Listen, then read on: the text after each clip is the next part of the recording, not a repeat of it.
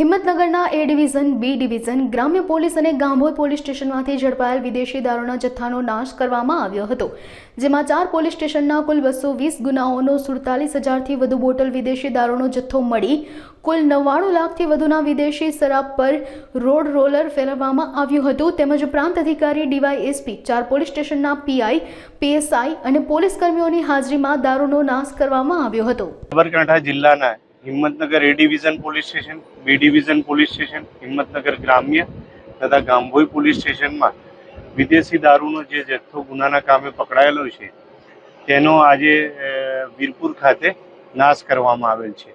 તેમાં કુલ 220 ગુના, 47,000થી વધુ બોટલ તથા 99 લાખથી વધુ કિંમતનો વિદેશી દારૂ નાશ કરવામાં આવેલ છે.